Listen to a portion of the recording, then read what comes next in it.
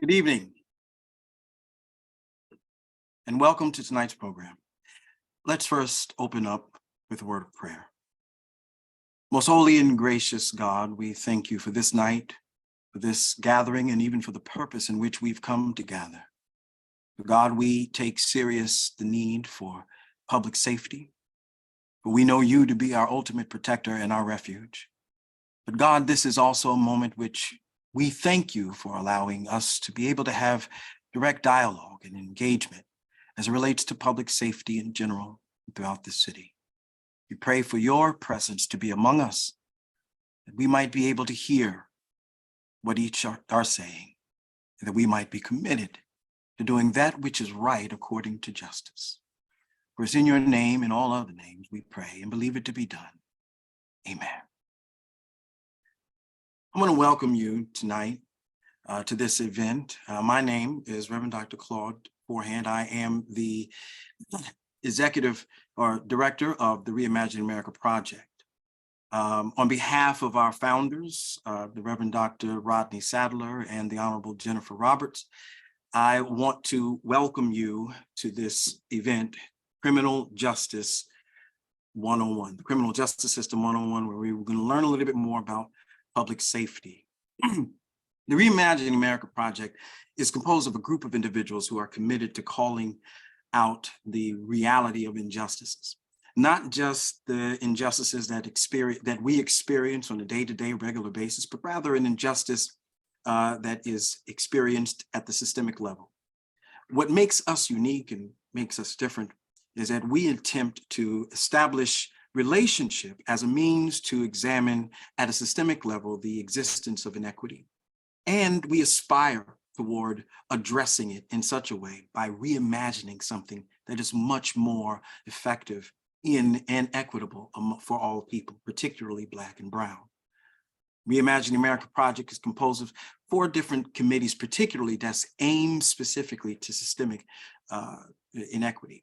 And that's education and environmental justice, voting rights, and also criminal justice. Also a health committee, excuse me, another 5. We just added a new one.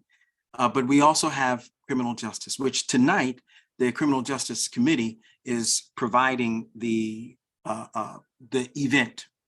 And that is chaired by Cindy Adhoc. Cindy Adhoc is a post-conviction lawyer, legal educator, restorative justice advocate, and writer.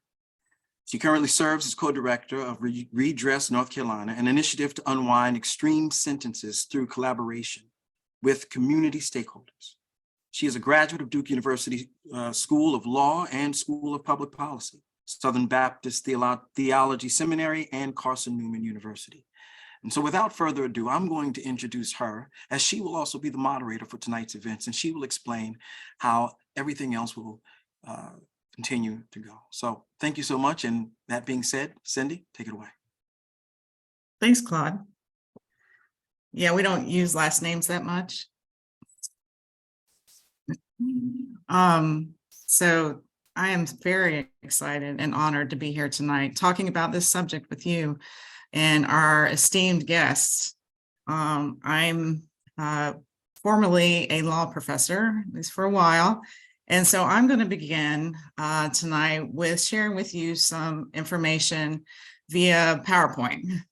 And I'm going to set the context for our discussion.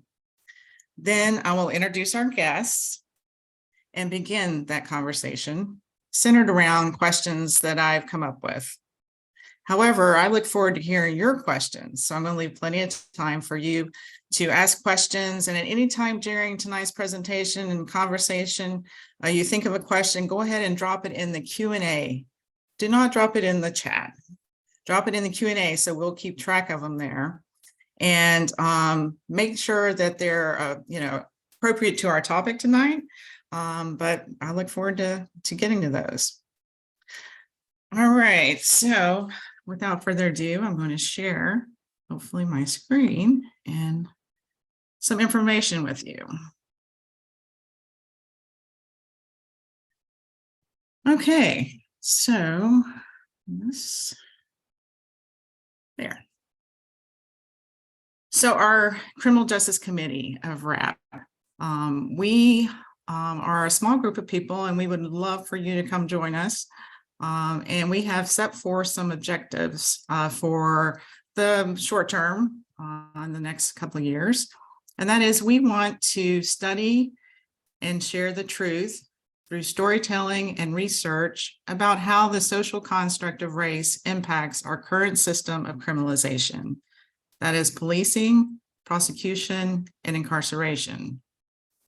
And this is to also eventually reimagine a system of just, equitable, and anti-racist policies and practices that hold accountable those that cause harm, that address the needs of those who are harmed, and that build safe communities for all. We recognize that the criminal legal system is a continuum, and we are setting our goal, at least, to have several, or at least a series of these forums in the different areas in which decisions are made that affect people's lives. So we begin with the community services and law enforcement. This is that first point of contact. People come into contact with law enforcement or other community organizations that have as their purpose crisis intervention. The next phase is, if you are arrested, you move into the question of whether or not you'll be detained. So we hope to have, and we plan on having, probably in the fall, a forum on issues around bail, bond, and how those decisions are made. The next stage is the prosecution of a case and which court you will go to. And we want to learn all about the different kinds of courts and the different ways in which people's cases might be diverted from the court that we all know, the dispositional court, where you can enter a plea or you can be found guilty or innocent and have the potential of going to prison. The next phase that's really important is re-entry into community. Something like 98% of people who go into prison re-enter community. This also applies at jail. If you have a short stay in jail, there are issues around how to re-enter into the community. And then finally, issues around parole, probation that have to do also with whether or not you go back into prison. So this is the continuum of the criminal legal system. And we're focusing on tonight that very first stage, the first contact that someone has with law enforcement. So why do we want to reimagine public safety and policing? Well, my committee could tell you many reasons, but I've selected a few. The US is home to 5% of the world's population, but 25% of the world's prison population. 2.2 million people are currently in our nation's prisons or jails, a 500% increase during the past 30 years. Between 70 million and 100 million, or 1 in 3 of all American adults, have a criminal record, which carries lifelong barriers that can block successful reentry and participation in society because of restrictions on employment, housing, and voting. Also, we know that over-incarceration contributes to a cycle of poverty that traps individuals, families, and entire communities for generations. At the local level, jails process nearly 12 million people per year and have a disproportionate impact on communities of color. Nationally, African Americans are jailed at almost 4 times the rate of white Americans. Families and communities of color pay the heaviest price for America's overuse of jails. Jails reflect our long history of racism in America. And across the country, Black, Indigenous, Latinx, and other people of color are over-policed, overcharged, and over-incarcerated in jails. These are a few of the findings of the Safety and Justice Challenge. The Safety and Justice Challenge is reimagining and rebuilding local criminal justice systems with the aim of reducing jail incarceration and increasing equity for all. Mecklenburg County is one of 57 cities, counties, and states across the country participating in the Safety and Justice Challenge, which is funded by the John D. and Catherine T. MacArthur Foundation. Locally, in 2017, the Safety and Justice Challenge found, among other things, here in Mecklenburg County, that despite making up approximately 33% of the local population, African Americans and Hispanics make up 76% of the jail population. This is a population statistics printout that you can get any day by going online to our Sheriff's Department to see who is in our jail. And as you can see, the numbers have actually gotten worse for African American and Hispanics. That is on May 22nd, 2023, just a few days ago. We had, and they're using the 1220, well, I guess for a total of 1297 persons who had been admitted into jail as their number that they're given the demographics on. You can see that there was 75.3% of those in jail here in Mecklenburg County were African American, 8.6% were Hispanic, and only 13.9% were Caucasian. And you can see I have highlighted at the bottom as well that most of these people by far are people who have not yet been found guilty of a crime. So they are, under our laws, presumed innocent. So that brings us to how do they get to that point? How do they get in jail? Well, most of them have to come through law enforcement. And so that's why we're talking about this tonight. First, I want to be sure to commend our police department on doing well in many respects. In fact, they are rated #1 by the Police Scorecard Project. And in that project, cities with the higher scores generally on average, spend less on policing, use less force, are more likely to hold officers accountable, and make fewer arrests for low-level offenses. And this is our scorecard. And you can see in the areas in which that is our police department, has been rated in the higher percentiles of, and this would be compared to departments in cities of 400,000 or over. So in those same markets, we do well in certain areas, including number or percentage of homicides solved and arrest rate for low-level offenses. There are a few problem areas. I told myself not to do that. And that is in excessive force complaints upheld. That is, there's a very small percentage of excessive force complaints that are upheld. And at the bottom, you'll see racial disparities in drug arrest, which is an endemic problem across our country. And this data was gathered mostly from 2013 to 2021. So let's turn our attention to race. The W. Haywood Burns Institute took the data that is very much available publicly. That is, you can go to these, what they call them, the data sets online through our government, our local government. I can't remember what they call them. Dashboards. You can go to these dashboards and get all kinds of data about outcomes here in Mecklenburg County. Well, the W. Haywood Burns Institute did research using that data and came up with these indicators of racial and ethnic disparities in Mecklenburg County. So this first one is the likelihood of being arrested. And this was, the data is in 2017. And you can see that on the left, the rates at arrest per 100,000. And the blue is white people. So 13.1% or per 1,000 people, 61.4 of Black individuals, 19.1 Latino, and you can see the rest.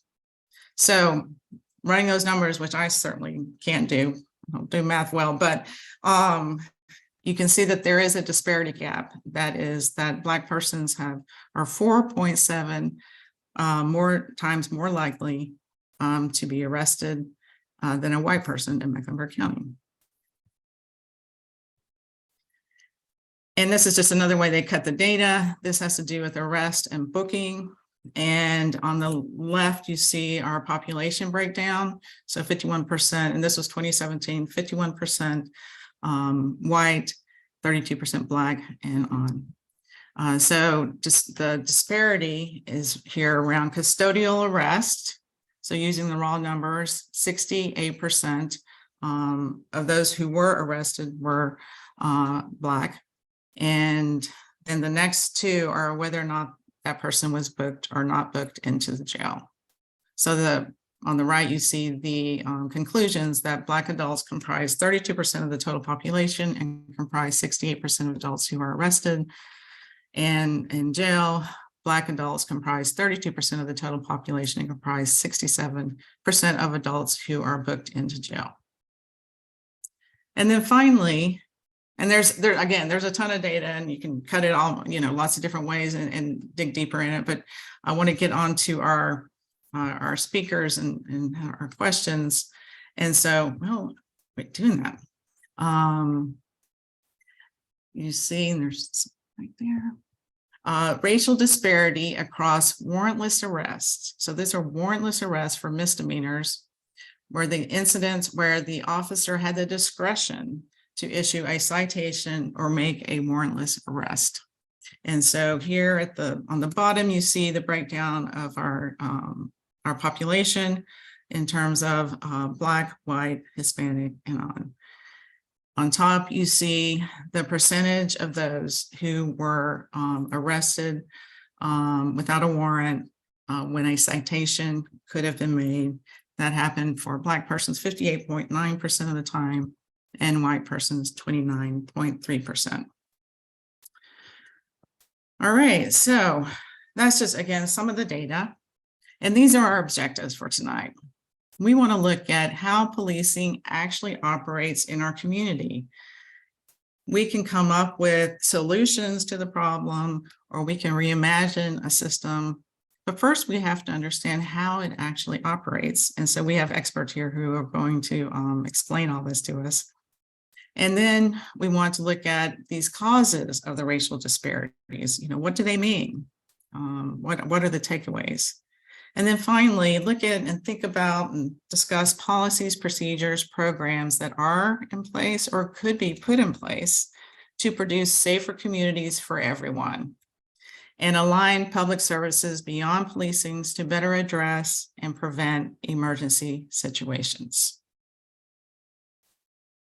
All right. So now I want to introduce our speakers.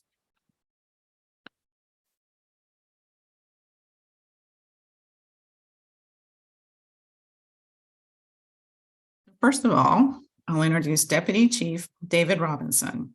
He joined the Charlotte-Mecklenburg Police Department as a member of the 122nd recruit class in 1996.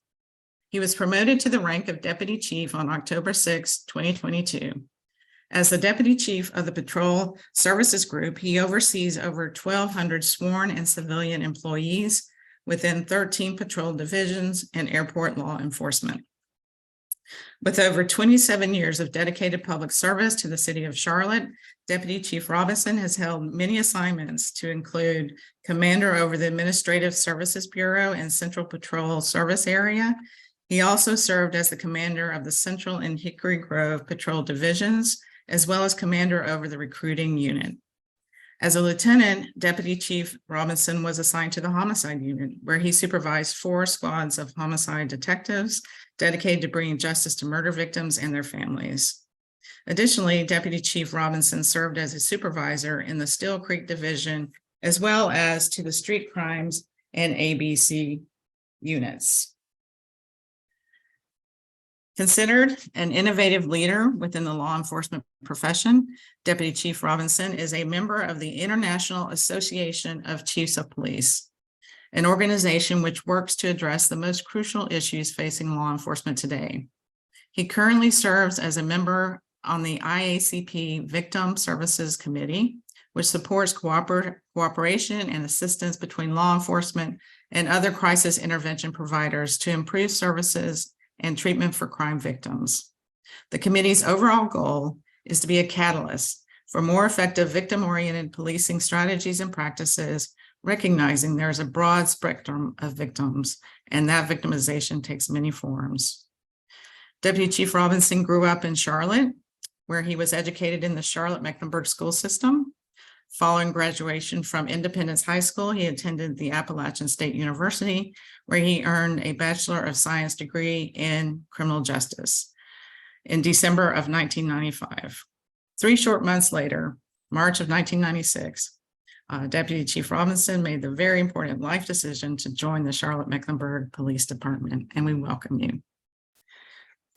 Lieutenant Katina Odom. Lieutenant Katina Odom was born and raised in Erie, Pennsylvania. There, she received an education within the Erie Public School System.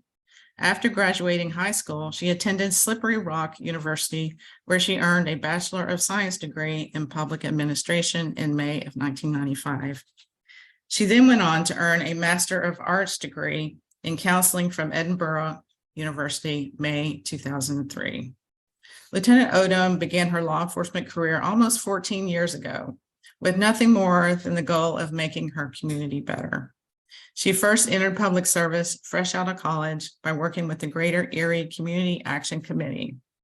Serving others has always been the foundation for her passion for working as a public servant.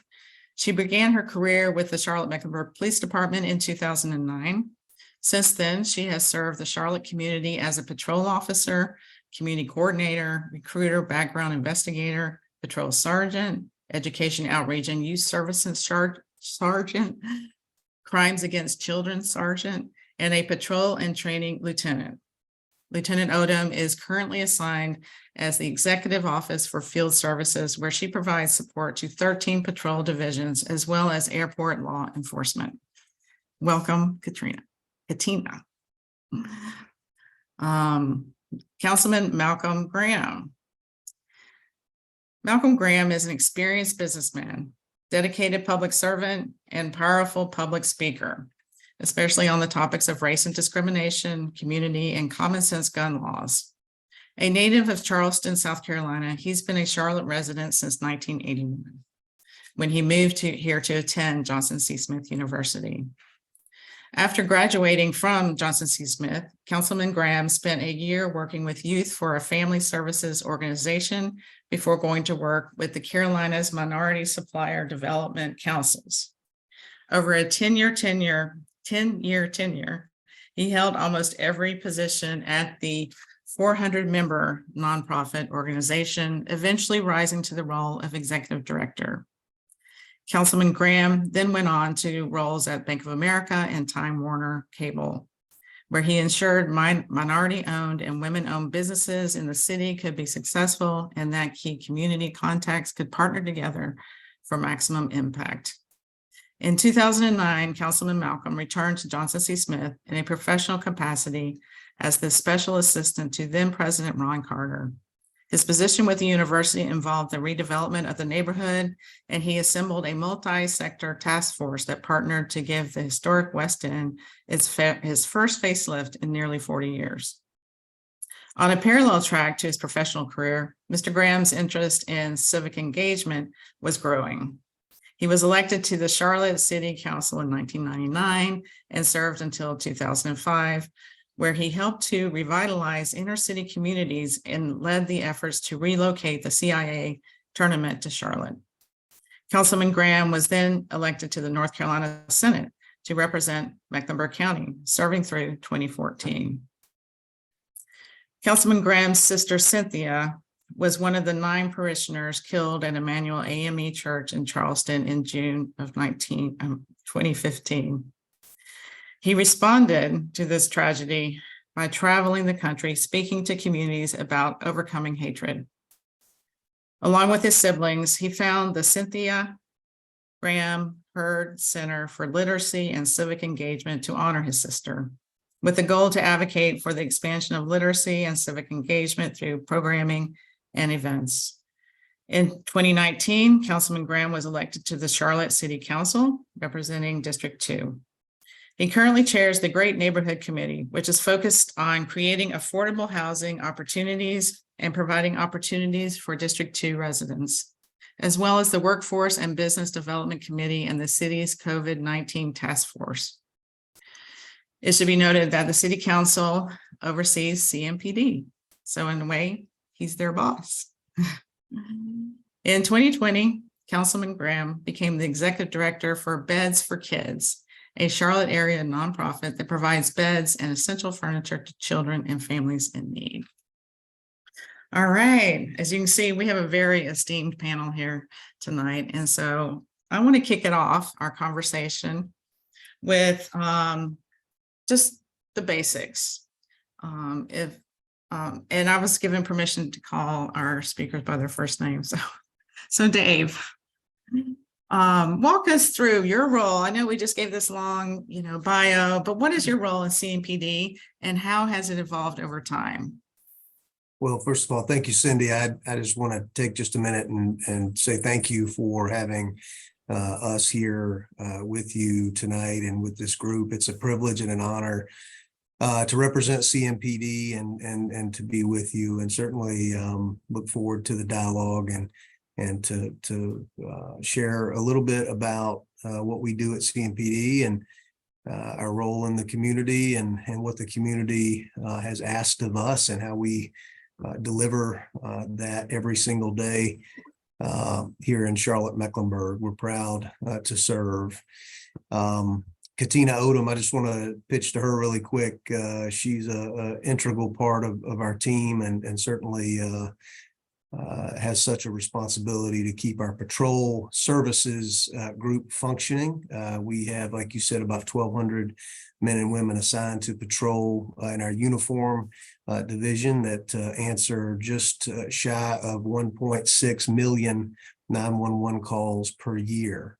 And so that's what we do. But Katina, I'd like you to introduce yourself if you don't mind and tell everybody what you do. So, as you talked about a little bit, so I provide support to all of patrol services, all 13 divisions, as well as airport law enforcement, as well as, of course, the Deputy Chief Robinson.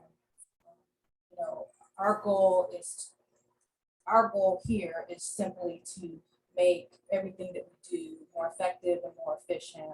Our processes, the way that we conduct businesses, the way we answer calls for service, do that by trying to upgrade where we can in the way of technology, and always just looking at best practices to figure out how we can do more with less as we serve the community of Charlotte.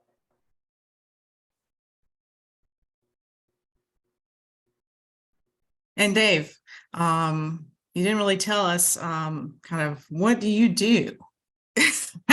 Like, what is your role? How have you evolved over a police officer? When you came in, what were you doing?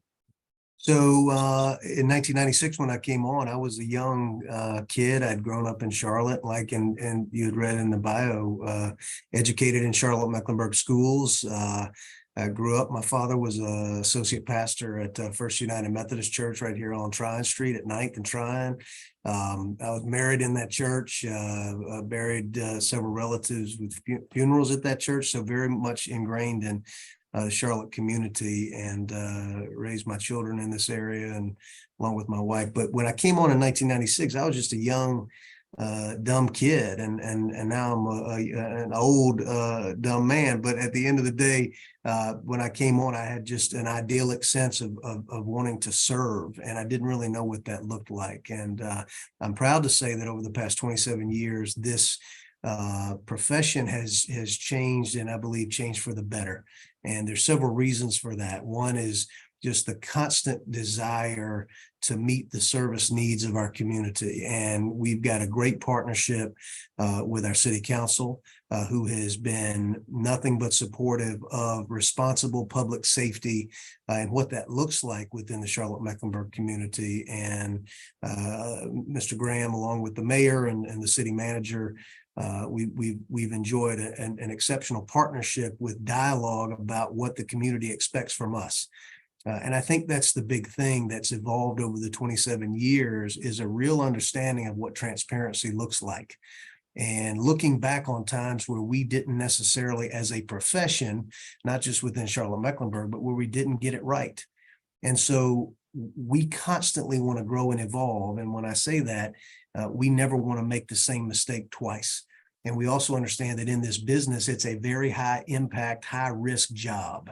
It's hard to get people to want to do this job. But for those who do sign up, we're very selective about who we select and put on the road and put into our opportunities to engage. But we look for people that have that servant's heart, and that's really what we look to do. Now, how that's changed over the years through technology, through social media, through opportunities for us to reach people wherever they are. I mean, that's something that we pride ourselves in and have the ability to do that. So it's changed dramatically in this old man's eyes, for sure. Katina, can you tell us what a day in the life of a patrol officer looks like? I know there's probably no, they're not cookie cutter. There's a lot of variety, but that is where the public comes in contact with law enforcement. And so what does that look like? How do they make decisions about where they go? Are they given assignments? That kind of thing. Okay, so patrol officers, their day typically starts out with a roll call where for that particular shift, our shifts are broken down into first, second, third, and then we have a small contingent of fourth and fifth shifts throughout patrol services. So each shift will arrive at the designated time for roll call, in which they will meet with their sergeant in a collectively meet with their sergeant, and they'll go over any trends that have occurred on the shift prior or days prior, things to look out for, any tasks and or assignments that needs to be taken care of that day, any training related issues, small training related issues, and or debriefing maybe incidents that may have happened the night before. And so once they are finished with that roll call, the officers will head out to their offices, which for all intents and purposes is their patrol vehicle, right? And so they're going to check out their patrol vehicle, make sure it's safe, make sure everything is in good working function. And then once they do that, they'll go ahead and log on for service. Once logged on for service, they will respond to their respective their response areas. Each officer is assigned to a specific response area within that division. Usually it's response area 1, 2, or 3. They'll respond to that area, and most of the work for patrol officering is generated through 911 calls for service. And so typically on any given day, there are calls for service, 911 calls for service holding when any shift gets out a roll call. And so they'll either head out to relieve officers from the shift prior on a situation that may have carried on into the next shift, and or they will respond to the next 911 call for service that's up for grabs. Once they respond to those calls, they'll interact with the individuals on those calls for service. They'll meet the complainant. They'll deal with any issues that they may encounter. Those calls may range anything from a small larceny at a gas station or a domestic violence type situation, encounter with individuals within a family and or friends, or they may be responding right out the gate to a hot call, such as like an armed robbery or an assault with a deadly weapon, just depending on what's going on at that individual time.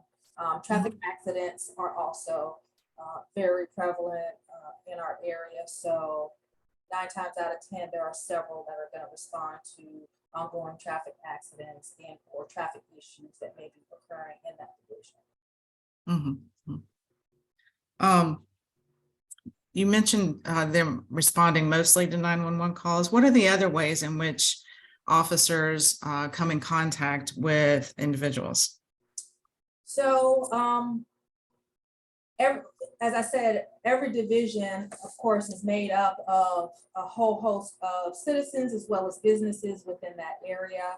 So they may be following up on, say, for instance, a call for service that they may, or an incident that they may have taken previously. They may head out to a community meeting that has been scheduled, through the community with the community coordinators and whatnot. They may just go visit a business that may be in their area based on different trends to see how they can be proactive as it relates to any work that needs to be done. So that's just a few ways. Okay, all right. I think that paints us a good picture. So I would love to hear each of your kind of thoughts about the data and what that shows in terms of racial disparities. What is driving those disparities? How do you account for them? And anyone can go first.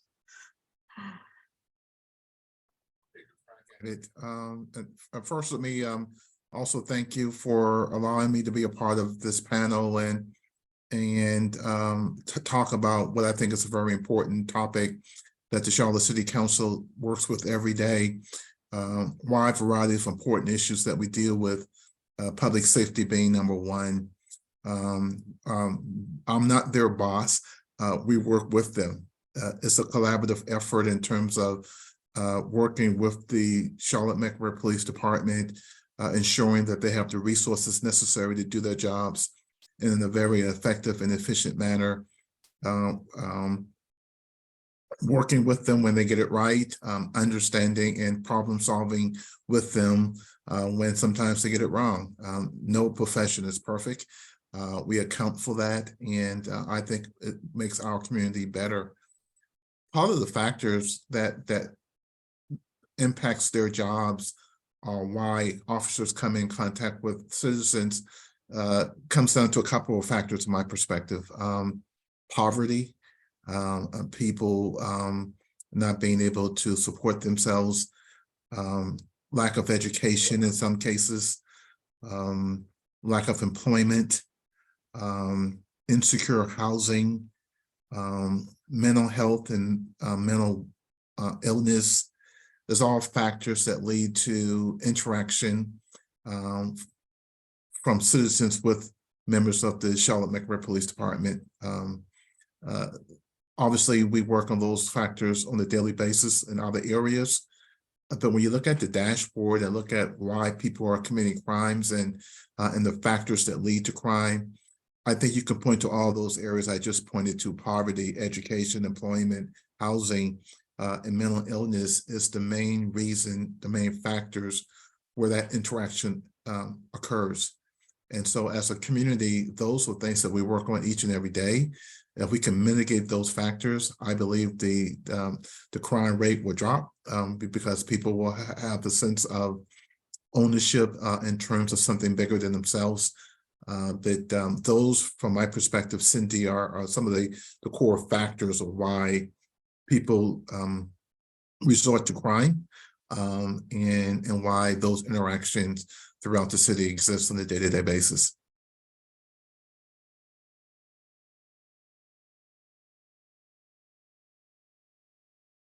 Dave?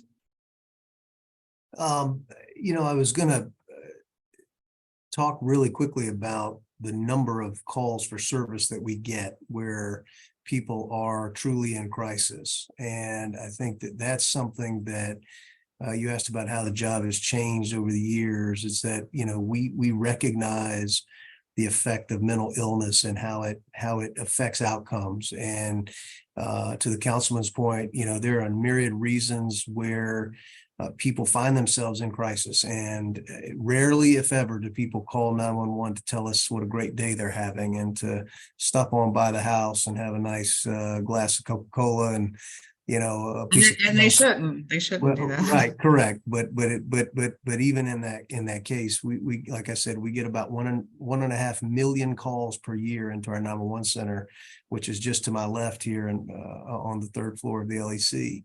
That's just over 4,000 calls per day that our men and women here at the Charlotte-Mecklenburg Police Department field, triage, partner with Charlotte Fire Department, medic, other city services, if it's not a 311 call, but 9 times out of 10, we're responding to somebody's crisis.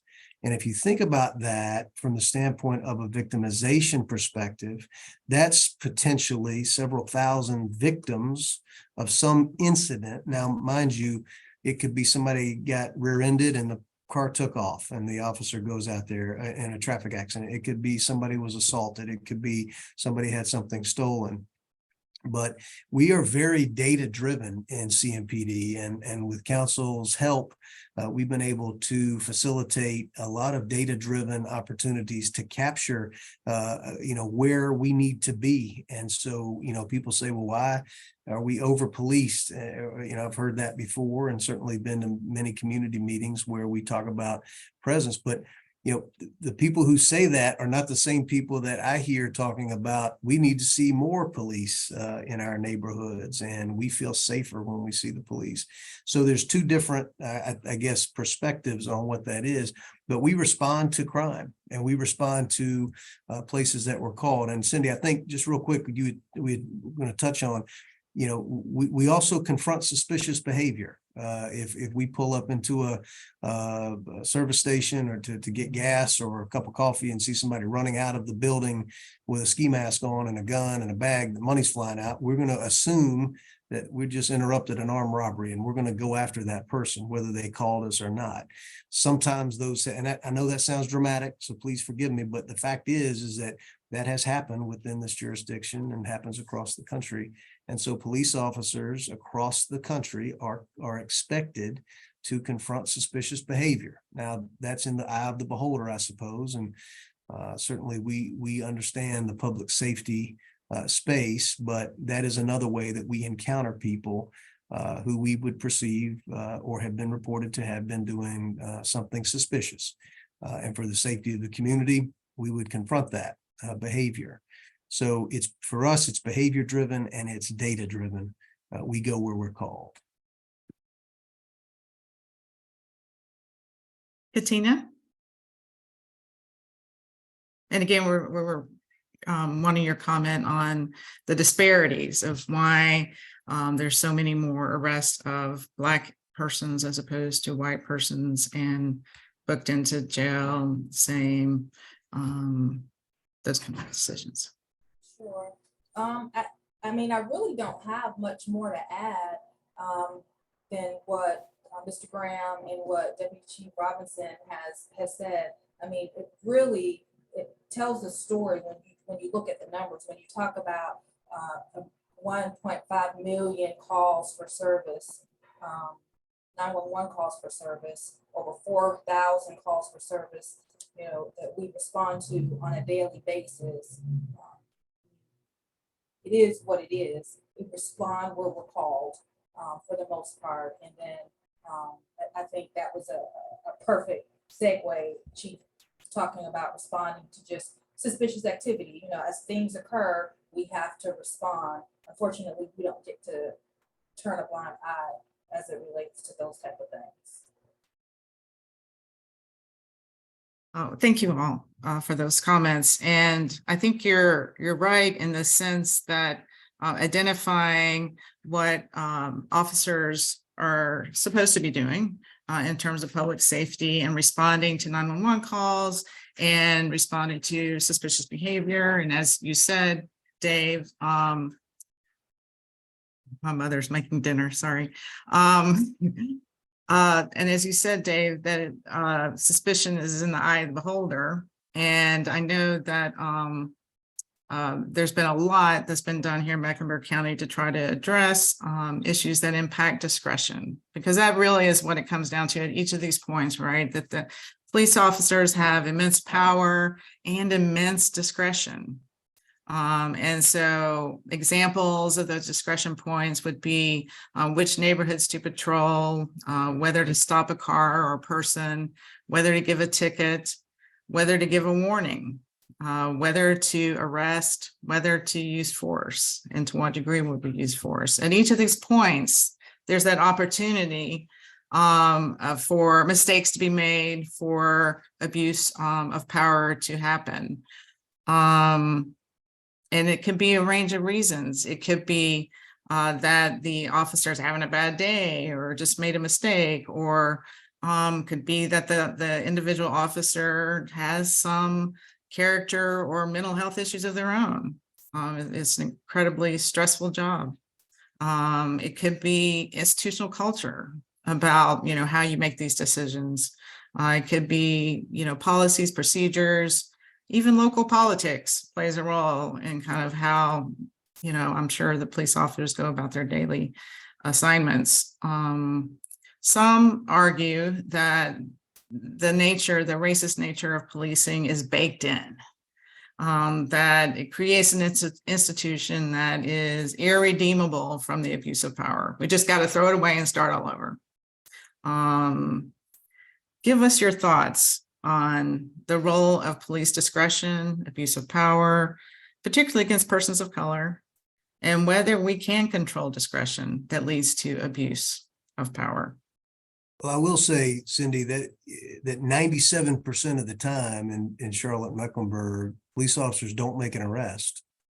So last year we had just under 600,000 person-to-person contacts. So that means at least one police officer contacted at least one citizen. Now that could be a 911 call, it could be confronting suspicious behavior, it could be a traffic stop. And I'm not talking about a phone call or a follow-up or an email. And that could go up into the several million category when you think about the interaction that police have with our community. But 97% of the time, we don't make an arrest.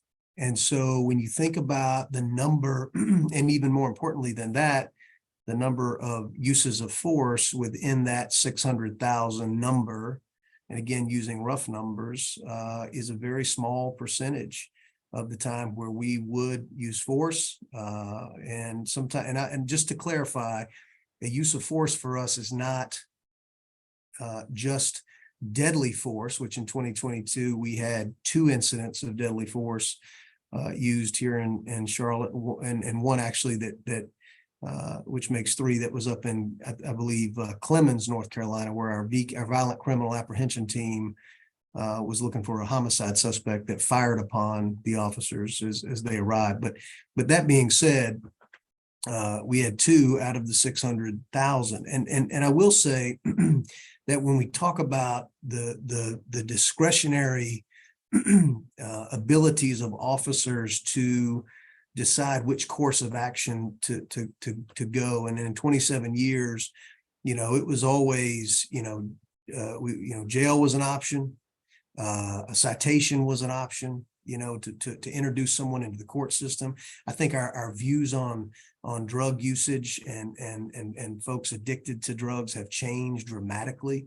No police officer that I know wants to see a person addicted to drugs locked up in jail. And I'll say that to say, and I can't say, from a larger political perspective, anything other than we understand that jails and prisons should be reserved for people who literally have forfeited their right to live in a free society by their actions of violent crime perpetrated against another human being. And so, we understand that's evolved as well.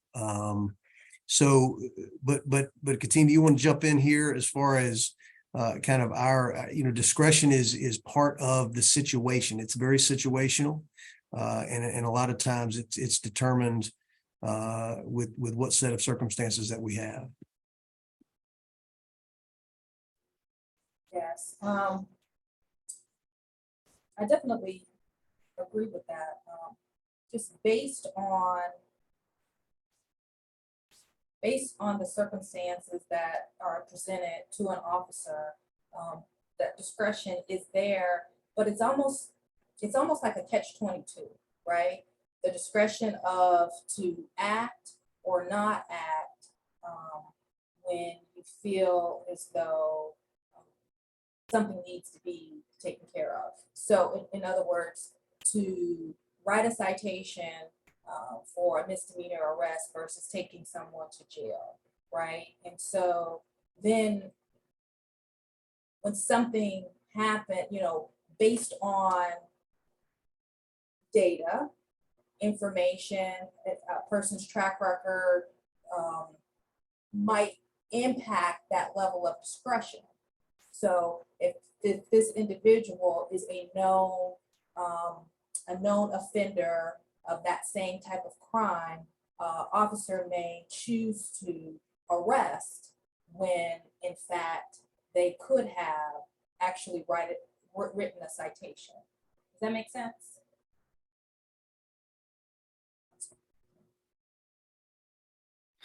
Sorry. Yes, that is definitely one of those discretion points. And that's, where that statistics that white people more likely not to be arrested, whereas Black people more likely in that situation. Sure. And that may be true. However, if I have an arrest history of constantly breaking into cars, well, that's more of like a felony arrest. If I have an arrest history of committing petty larcenies, right? And I start off and I keep getting citation after citation after citation. I don't show up to court. So an order of arrest is issued from the courts. I continue to commit these larcenies after larceny. At some point, that individual, that officer is going to start taking that individual to jail. Number one, they keep repeating that same behavior. And number two, they're not showing up in court to take care of that said behavior. Gotcha. Malcolm. Well, I had the opportunity about 4 months ago to do a ride along with a police officer, and there were two stops he made that stuck out to my mind, where clearly the offender was wrong. I saw it for myself, and the officer, instead of writing a citation, gave warnings. And showed a lot, as I'm observing this interaction between the officer and the citizen, showed a lot of deference to him, understanding the explanation that he gave. It was we were in one neighborhood. That neighborhood had a lot of calls for speeding and running stop signs, etc. This guy was actually going to an emergency with his daughter, and he explained that to the officer. The officer asked the appropriate questions, told him to slow it down, asked could he escort him there, and we did that for a while till he turned off to where he was going. Showed a lot of compassion and deference. He clearly could have written a ticket, but he didn't. There was another incident that we talked about. I'm sorry, Malcolm, the race of that person? It was a Black male, and the officer was a Black male as well. And we talked about that, and he said that's there's a fine line between being a hard-nosed officer and having a level of deference and understanding and working and partnering with the community. Now, obviously, if it was a violent crime of that nature, he would have made an arrest. But he talked about that same issue we're talking about. Where's that line between actually writing that ticket, making an arrest, and having a level of deference that does not impact public safety, right? And so I think in talking to other council members who have the same experience in terms of doing ride-alongs, there's a lot of deference, and there's a lot of trying to problem solve without making an arrest or without having to write the ticket, but just kind of being there as a community partner, ensuring that everyone is safe in the community. So I saw it for myself firsthand. Yes, great. Yep. Jailing people, of course, is very traumatic for the individual who is jailed. It's traumatic for the families and the communities. It's disruptive. Individuals have lost income, damaged families, untreated mental illness and physical illness that arise problems. And it can lead to, more unemployment and homelessness and even more crime. Research has shown that even a small amount of time spent in jail before trial is associated with increased criminal involvement later on. So what I'm hearing is that our police department is trying to not arrest, and then you've gotten, some data out there that says, yes, you have a low rate of individuals for low risk offenses. Can you speak to kind of what policies and procedures you think could be that are in place or that could be put in place to institutionalize that, to increase our, reduction in even the need of police? Cindy, are you asking me that specifically or the councilman? Oh, go ahead, Dave. Anyone? Either. Well, I just was going to weigh in. I pulled some numbers right here off of we have real-time numbers that put our data, and we have an open source data page that's open for the general public and anyone who'd like to see it. But thus far this year, we've arrested about 3,800 people. And that's a city of 1 million. So I would side strongly with the councilman to say that discretion is used a lot of the time. I think there's also, a lot of people have talked about the slowdown in policing, and we're so focused on service delivery and trying to connect with people wherever they are in whatever situation that they're in, and literally solving one crisis after the next. You mentioned, the toll that takes on the officers that do that. We also recognize the toll that takes on the community. And, when you have a community exposed to repeated violent offenses, the police did not cause that. We didn't create that. This was, take for example, a case we had recently where two groups of people were shooting at each other in broad daylight as kids were getting off the school bus. My question is, what should we do in that case if we locate or arrest the person or persons responsible for that shooting? What is the community expectation? And again, we want to meet the community where they are. The community has every right and expectation to define how they wish to be policed. And in every case, just about 10 out of 10 times, the community that has been affected by violence says something's got to stop. My kids can't ride their bikes outside. I don't feel safe going to the mailbox. I mean, we had a lady who was on her way to nursing school down at Tryon, just about, I think, 28th Street, who was killed by a stray bullet involving two people who were shooting back and forth at each other. Totally innocent. And so what is the role of police and what is the role of jail in terms of taking people who have committed heinous acts of violence and removing them so that the community removing them from that environment so that the community can heal. If they go right back out on the street, that is a definite public safety issue, because if I have cooperated with the police and given them information about this crime, how likely do you think I'm going to be to continue to participate in that partnership if I see within sometimes just a couple of hours, that same person who's just committed that crime back out on the street? I'm not going to have any faith in the justice system that I'm going to be kept safe, especially if someone's just been shot or bullets have been flying. And we've had numerous examples of innocent people killed by gunfire in this community, and it's a devastating effect on families. You talk about the effect that going to jail has, and I certainly understand and empathize with that piece, but that's a small percentage compared to the people who've been victimized by gun violence in this community. And that is who we serve. We serve all people, but that's our priority to deal with violent crime as it occurs within our community. And I would certainly agree that in situations where life is at risk, that policing could be seen, at least, as the right tool to address that crisis situation, right?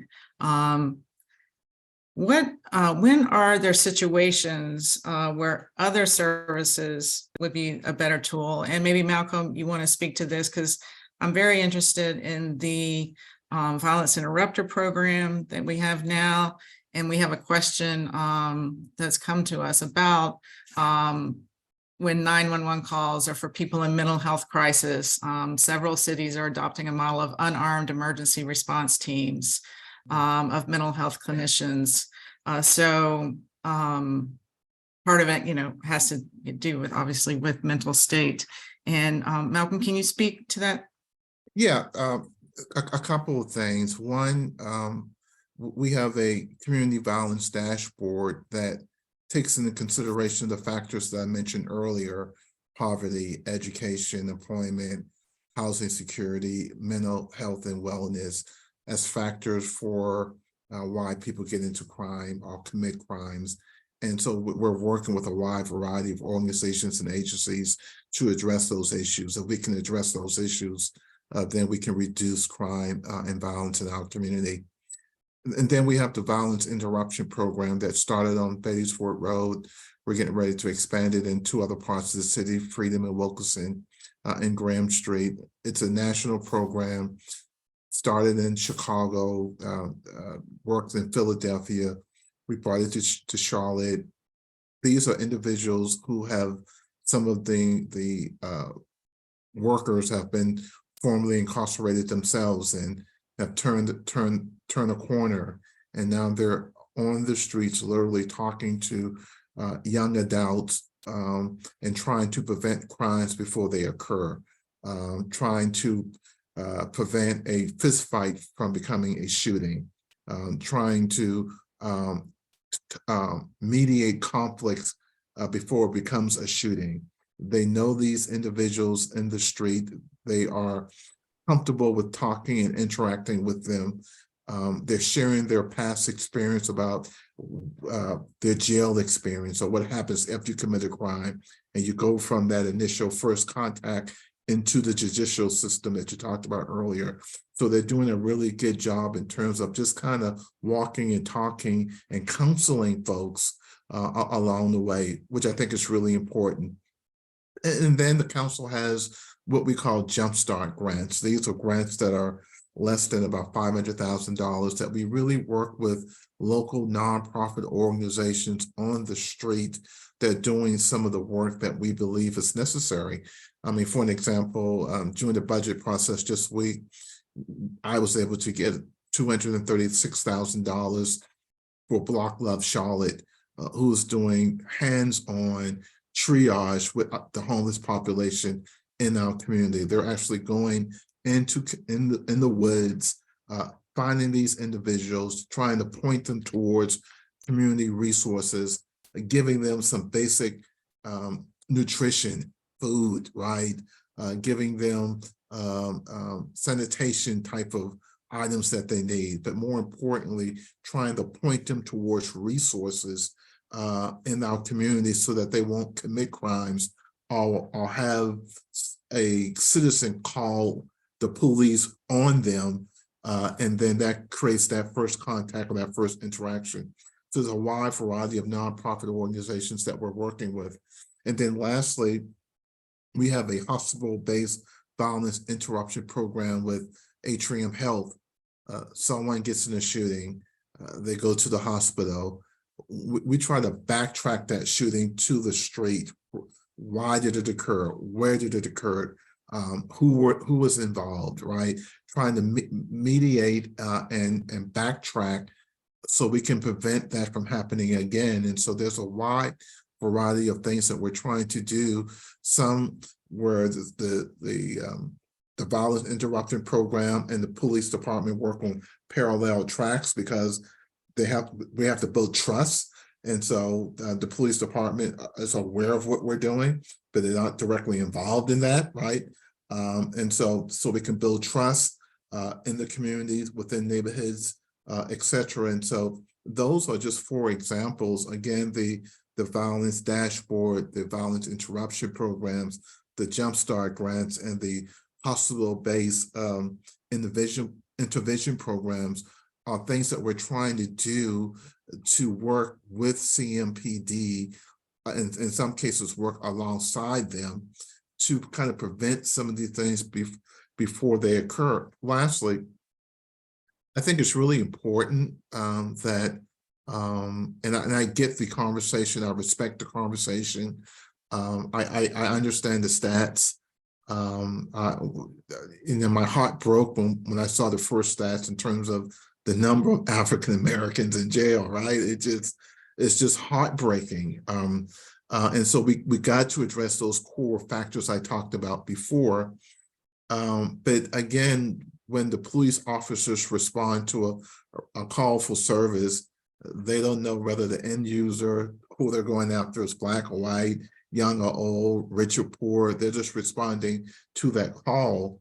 And so we have to, within our community, within our churches, within our homes, provide the type of self-help, self-policing within our communities, and provide basic intervention so we can begin to reduce the numbers, especially on those things that are nonviolent, right? Those things that are nonviolent, I think we could address with some of these programs and initiatives, community collaboration. But when someone pulls out a gun, or when someone pulls out a gun, as we saw on the video I saw earlier this week on the police officer, no matter if that person is Black or white, it's going to trigger a response. If you break in someone's house, it's going to trigger a response. If you shoot someone, it's going to trigger a response. And I think that's what the community is expecting, is that when they call 911 for service, that the police will show up and respond. I'll give CMPD credit. And we're talking about, again, that first contact. After the shooting of George Floyd, I mean, our police department did their own self-evaluation, and without specific instruction from the council, although we did have a citizens committee that they were a part of, they quickly adopted the 8 can't wait criteria, which in terms of how they interact with the public.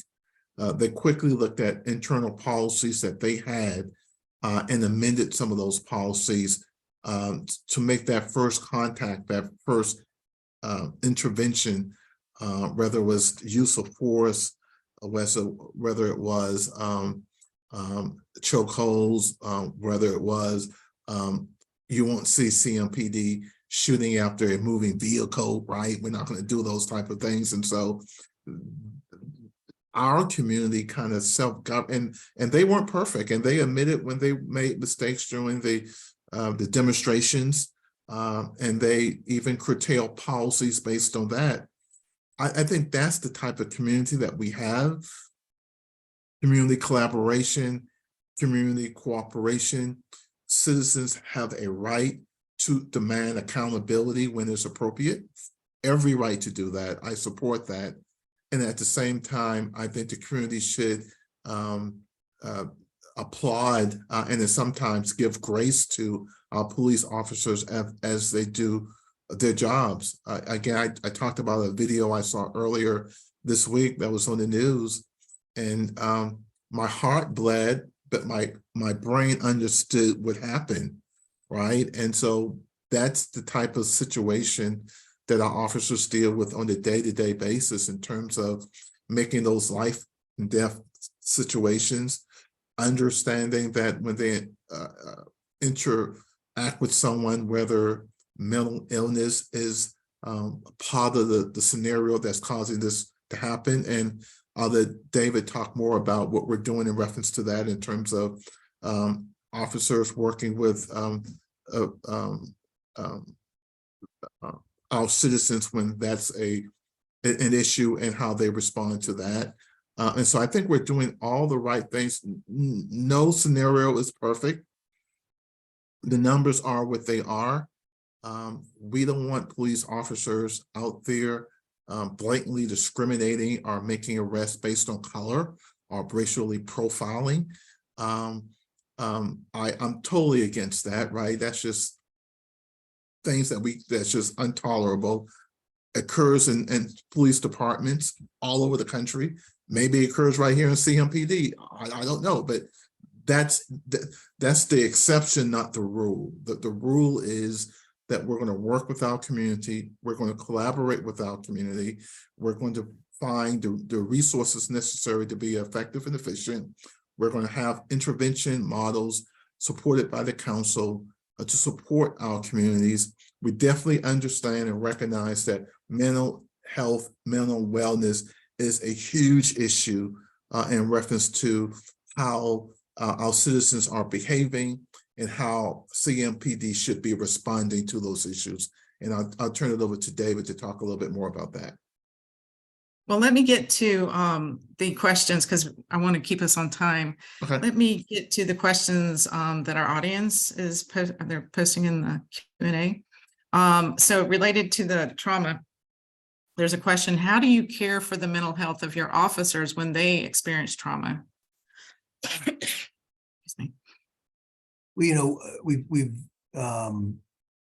really expanded that program within the past decade, I'd say, and we've never really talked about the mental health of officers in a very constructive way. It's always been somewhat of a taboo situation, and you know, we understand that circumstances create or that circumstances that somebody may be going through, or we talk a lot in our customer service training. We have a program called CMPD Serves, and it focuses on customer service and how do we treat people better? How do we treat people more respectfully, dignity, with just the compassion that needs to be present in every encounter. And the chief, you'll hear the chief say it, and this was his baby, and he certainly has developed this and put a team together with it. But to leave every person that we encounter with the genuine, to leave a genuine thank you about the experience that they received. And when people heard that, they were like, "What? That's crazy. We're police," or the citizens are like, "That's insane. Why would I thank a cop for giving me a ticket or, you know, taking me to jail?" But it comes down to basic human dignity. It comes down to not diminishing someone's humanity based upon a situation that they may find themselves in, or that they may be facing, whether it is mental health related, I have to believe that there's not that many truly evil people in the world. They exist, they do. But I think the majority of our people that do things that may be outside of society's norms or laws are experiencing some kind of crisis. And I'll tell you, desperate people do desperate things. And if your first priority is how am I going to pay the rent? How am I going to put diapers on my child? How am I going to buy formula? How am I going to get to the store in the food desert that I live in? the bus line, I've got to get on it, I've got to drive into town, I've got to do all these things to just serve my basic needs, then you're going to do desperate things. And it's not about good versus evil in the majority of cases. It's about what circumstances do people find themselves in and what are they willing to do to satisfy their basic human needs. And to us, a lot of criminal activity is based on that. And so when we talk about discretion, we talk about service delivery, we don't talk about, and you don't hear it on the news, you don't talk about, not you, Cindy, I don't mean this, but we don't talk about officers who come out of their own pocket to buy a meal for a homeless person. We don't talk about officers that come out of their own pocket, who don't want any recognition, who put a family who's stranded in Charlotte trying to get somewhere for some reason up in a motel. We don't talk about that because it's just what happens every day here in this community with our men and women who serve in 99.9% of the time admirably and respectfully. And to the councilman's point, when we find behavior that is inconsistent with our values, we immediately deal with that. We root it out. And sometimes we prosecute. We certainly want to separate and investigate and find out what's going on. But when it comes to people, I think that's the big thing right now is that we focus on the mental health of not only our officers, but certainly understanding why crime occurs beyond just, well, this is a bad person doing a bad thing. It's way deeper than that, way deeper than that. And I have a ton of questions in my head, but I want to get to these on the list. And related to that, who decides if police response is inappropriate? And does the data reflect this? Is there a way that the public can see, when police response has been inappropriate is the question. I would want to know what do they mean by inappropriate? Are they meaning when are police needed? Like if somebody calls and says, I'm having a mental breakdown, I'm thinking about killing myself, like that kind of thing, or? Yeah, I'm not sure, but let's go with where it's based on race, for example, since we've been talking about race, let's do that. Who decides if the police is responding in a racially biased manner? And is there a way to track that? Well, if you're asking, do our 911 operators ask what race the person is who's No, calling? no. The police officer, if their response, if they've done something in the field, like, well, let's tie it to the traffic stops. There's a question here. Given the data-driven value, what actions are being taken to reduce the disparities of traffic stops? Charlotte is 35% Black, yet Black people make up 55% of CMPD traffic stops in 2022. Well, I go back to, the action and not the person. I think that when we look at, and try it the next time you're in traffic. I mean, it's just about impossible to see if somebody's going past you at 80 miles an hour, what race they are. And if you go stop that car and they happen to be white or happen to be Black or happen to be Latino, I think that those are circumstantial. Again, I hate to keep using that word, but we go based on the action. If we had an officer that said, I'm just going to stop Black people or just going to stop white people, that's or was profiling, which is a thing, profiling, because they're hoping to, go into my criminal procedure days, hoping to see something in the car where they could, then bring them in on. Well, I think a lot of that, and I just want to paint a picture for how the jail, how the judicial process and the magistrates and that, if an officer does wind up taking somebody to jail, and remember, we've arrested just about 3,800 people this year. But if we do take someone to jail, that's in Katina is our specialist in tracking the amount of time it takes for an officer to arrest someone. But if we're going to do that, then it's a 2 to 4 hour process to where that officer is off the street. And to be quite fair about it, we have call volume that just continues to go. So a lot of officers don't even take a meal break because they can't afford to, because the call volume just continues. So this year, our traffic stops, we're down 6% in traffic stops. We've stopped, made just shy of 29,000 traffic stops this year in Charlotte-Mecklenburg. So, the disparity of why, those are questions for people far smarter than me. But I will say it's been studied and dissected. I think when we talk about the data collection, Charlotte-Mecklenburg Police Department was on the forefront of data collection within our industry, in the sense of recording that data to where we're able to talk about what that data looks like. And so I would argue that if it was something that officers, and again, supported by GPS locators on cars, we're supported by body worn cameras, we're supported by the data that comes with getting out with somebody, making a traffic stop, and then capturing that data, I would argue that that very process would diminish the propensity or the thought that somebody would be stopping somebody based solely on race, because they know they've got to fill that data out. And if there isn't a 100% correlation between the data collection and also what their activities were that day, then that's something that a supervisor would be all over and say, hey, you didn't fill out your data collection. Why is that? And then we match that up against citations or warning tickets or that. One thing we did do a few years back was we brought back the actual warning ticket, the warning, the little square ticket, instead of giving somebody a big citation. We've also gotten away from the practice of just writing tickets for minor equipment violations and not looking at that, because we recognize the difficulty that some folks have. I just spent a big piece of cash on my son's old Forerunner that he has with a whole bunch of miles on it that needed work. And I was like, I don't know how people afford work on their car these days. So we don't want to stick somebody unnecessarily with something that, hey, your tires are bald or you have missing a tail light or whatever. We want to help people get that fixed. So we brought back warning tickets and have been very successful in that engagement. And it's about safety and education. We have another question about transparency.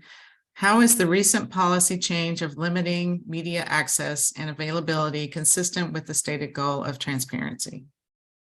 Well, listen, I appreciate that question. I think there's a lot of opinions out there about that. I respect every one of them.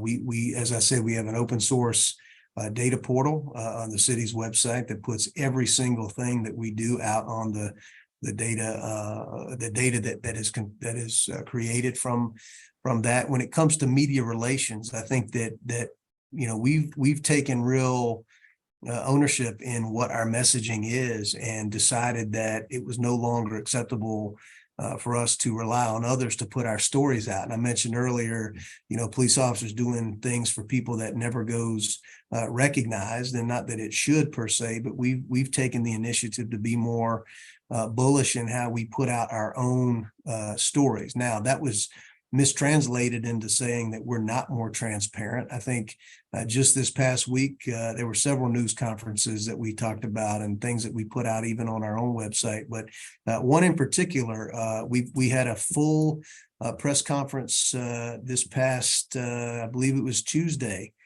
Captain Jason Helton from the Steel Creek Division was up there talking about how a woman who was coming home from working night shift was getting out of her car, and two young children, ages 6 and 12, approached her and asked to use her phone. She gave the phone up.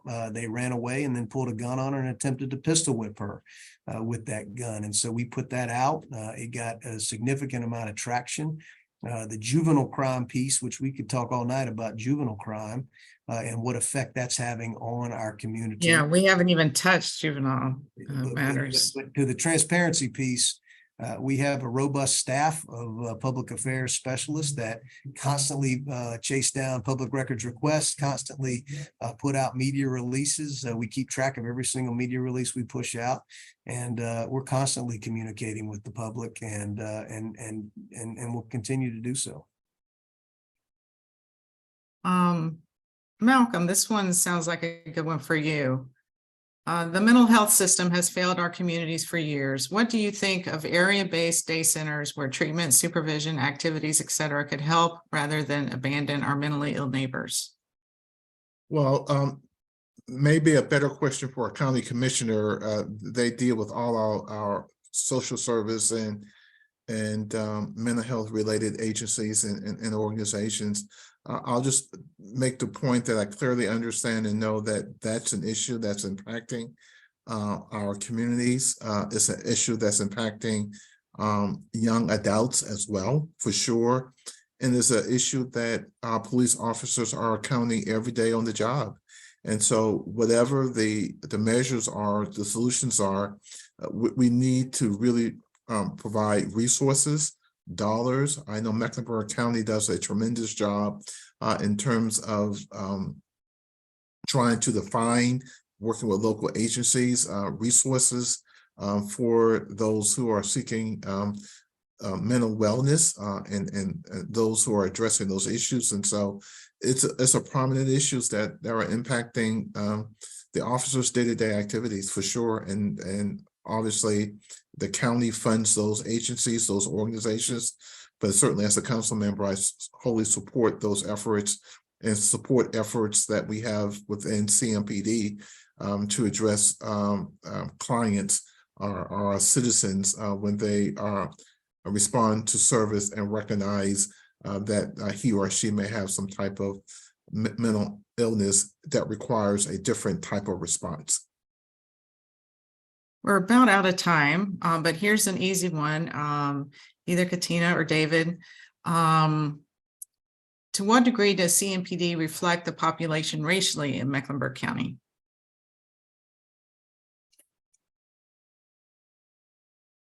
I thought it was easy.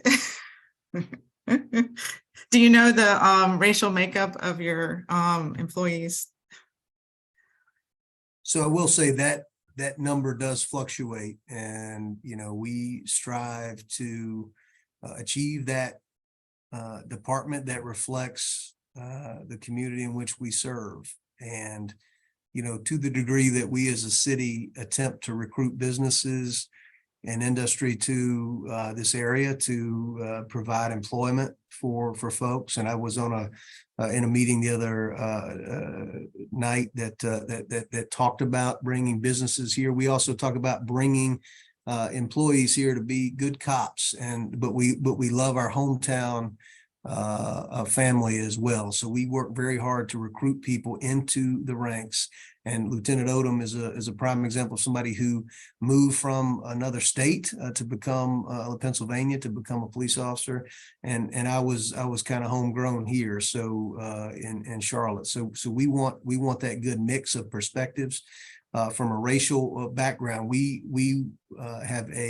we're predominantly a Caucasian department. Obviously, in terms of the statistics, there's no bones about that.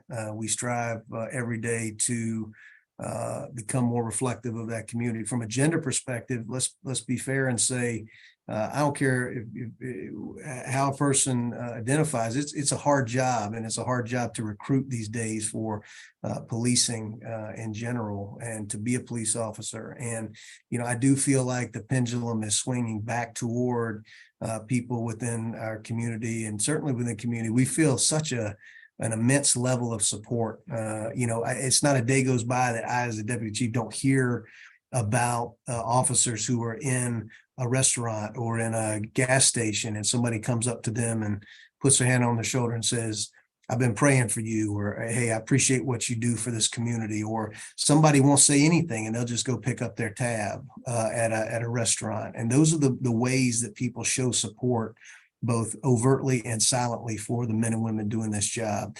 But we strive every day to recruit and to have a more diverse department, and we're not going to stop until that happens. Thank you. And I want to thank you all for taking the time on this eve of Memorial Day weekend to be with us. And I also want to thank all of you who are in the audience. Thank you for listening. Thank you for contributing.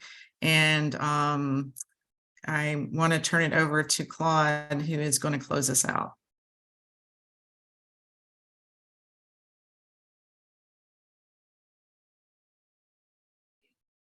I too want to thank you all for all of what you have been doing or what you've been, what you've sharing, and of course, all the time that you've spent in sharing.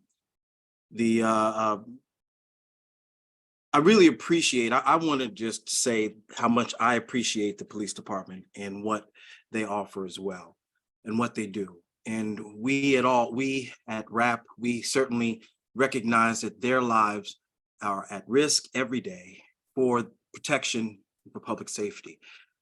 This is an opportunity for the police department or for people to hear the voices of the police department in a setting in which we can be honest and transparent. And so again, I appreciate you all in answering the questions and being open to doing this. And hopefully we will continue this type of conversation and dialogue so that there can be constant open communication, transparency, and eventually we will have the type of city and public safety that is indicative of what is just as we are dealing with the criminal justice system.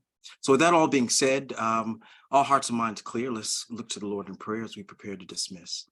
Most gracious God, for all that we've heard and what we've received from the honest sharing and the transparency, we thank you for it. We thank you for this most sacred opportunity to be able to hear from our authorities, from those who are in position of leadership, those who are responsible for providing public safety. We thank you that they share with transparency and with commitment.